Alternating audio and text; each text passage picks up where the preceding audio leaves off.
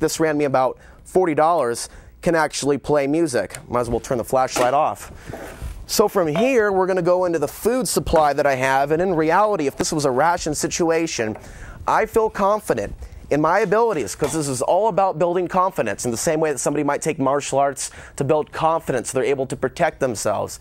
You build confidence by learning how to work with your hands, by learning most especially how to work with others, because what's more important than the stuff is being able to survive with others, not be at war with others. And a lot of people are in a super survivalist mindset, where they're so freaked out about the future, about what potentially could happen, knowing about FEMA camps, knowing about what the government's up to, that it frightens people into dabbling in the realm of dreams and ideas, where they see themselves victorious, where they see themselves happy in the future, creating their own utopia in a safe spot, around safe people. And this is what we have to focus on, Portland, because there's a lot of people just like you out there in the city that think they're the only ones that ask these questions. You've got no idea how many people I meet that say to me, Alex, you're the only person I can talk to about these things.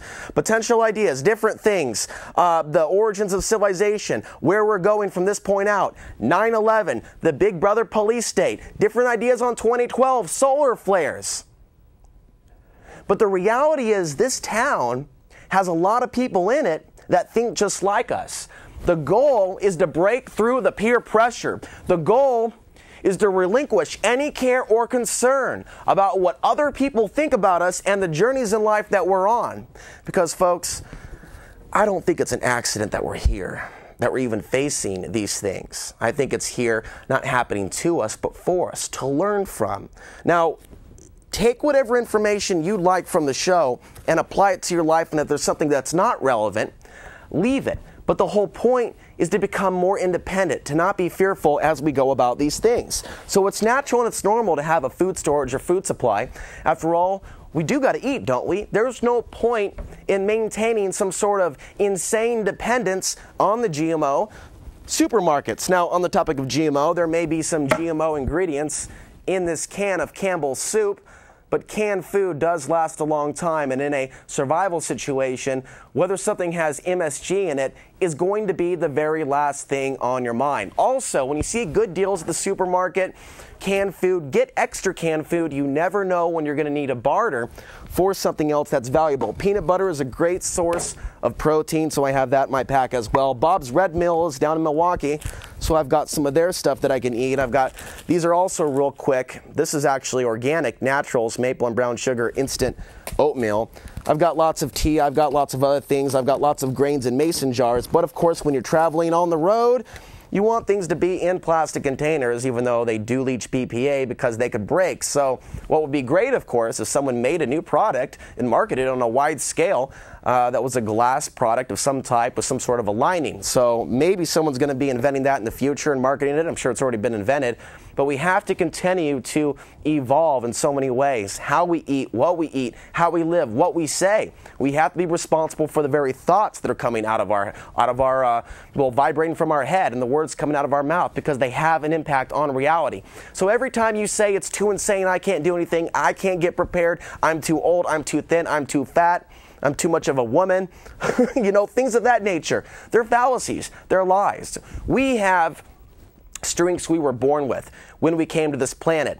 It's society, it's the environment, it's this culture, it's this grid that we live in, is the hand that keeps the balloon underwater. When that hand is released, when that oppression is released and removed, our true selves can truly come out, especially when we seek to find our true selves. A lot of people don't know who they are.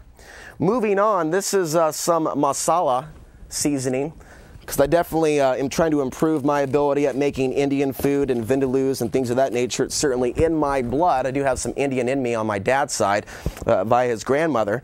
And so eating food that's good for your own personal body type, here's some ground pepper here, is definitely a good thing to do. And it goes on and on and on. So I'm going to push this aside and go into my second bag.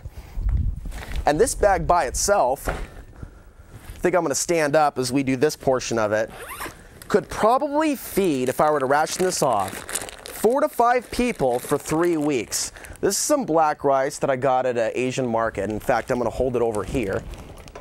Okay, this is some black rice. I'm gonna put it back in the bag and move on to some of the other things. Lentils are very cheap and affordable, and you can get them at a lot of different places in town here.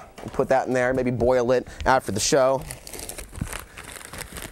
This is an example of some soup mix that expands as you boil it. Takes about 20 minutes to make. Very healthy ingredients are in this, and of course those items are dehydrated. In my pack today, I just have general food, basic food, nothing that's dehydrated, but the dehydrated stuff is good for long-term food storage. Plenty of oils, plenty of rice, plenty of other things, even a multi-spice little shaker right here. So hopefully I've given you some ideas. You certainly want to have your pack inventoried. You want to know what's in it. You want to know what's missing. You want to know what is in your stuff. 503-288-4442. That's the number to call to join the conversation. If you have any comments on some of the stuff that we went over, the other number is 503-288-4448.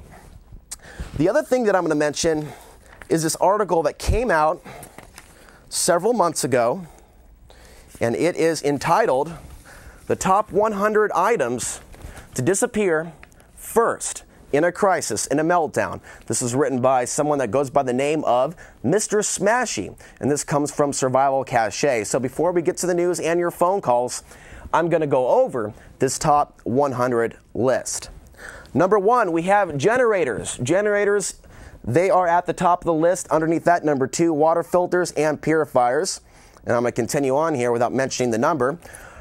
Portable toilets, seasoned firewood, lamp oil, wicks, other lamps, Coleman fuel, impossible to stockpile too much, guns, ammunition, pepper spray, knives, clubs, bats, and slingshots, hand openers and hand egg beaters, whisks, honey, syrups, white brown sugar. It's also very important to eat and ingest honey that comes from the area that you live in. Rice, beans, wheat. We have vegetable oil for cooking. Without it, food burns and must be boiled. Charcoal, lighter fluid, water containers. That's what I'm missing other than these two. I actually left them at a place that I used to live at. Mini heater head. Without this item, propane won't heat a room. Grain grinder, non-electric. That's very key. You want to get whole grains. You want to buy in bulk, and you want to get the cheapest price possible, preferably organic. But the purpose of buying in a food club is you get a discount rate. But in many cases, it's the very same stuff, same delivery, same actual company that delivers to stores like New Seasons, Whole Foods, the Portland People's Co-op. Survival guidebook. I have several. When it comes to edible plant books, it's always recommended that you have at least 3 to cross-reference the plant.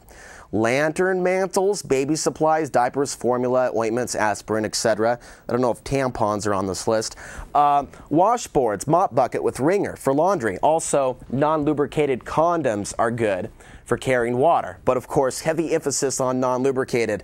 Vitamins, propane cylinder, hand holder, feminine hygiene products, hair care, skin products, thermal underwear. That's what I was referring to earlier. Polypropylene, bow saws, axes, hatchets, wedges, also honing oil, aluminum foil, regular and heavy duty, gasoline containers, garbage bags, toilet paper, Kleenex, paper towels, milk, garden seeds, non-hybrid, so of course you can use them the next year. Clothespins, line hangers, maybe a sewing kit, tuna fish in oil. I'm not a big fan of tuna fish. Fire extinguishers, that's very, very important. I don't think you're going to be expecting the fire department to show up if someone firebombs the front living room of your home. First aid kits, batteries, garlic, spices and vinegar, baking sodas, garlic and ginger are great to cook with. They're great for the body. They're great for the blood, cleaning it. Big dogs, number 40, and plenty of dog food. Flour, yeast, and salt, matches, it goes on and on. Insulated ice chests, work boots, flashlights, light sticks, torches, lanterns. Journals, diaries, and scrapbooks. Garbage cans, plastic, hygiene items, cast iron cookware, mosquito coils, repellent. I've actually never needed that. Duct tape, tarp, stakes, twine, nails, rope, spikes, candles. It goes on and on and on. We're halfway through the list. Then we'll take that phone call.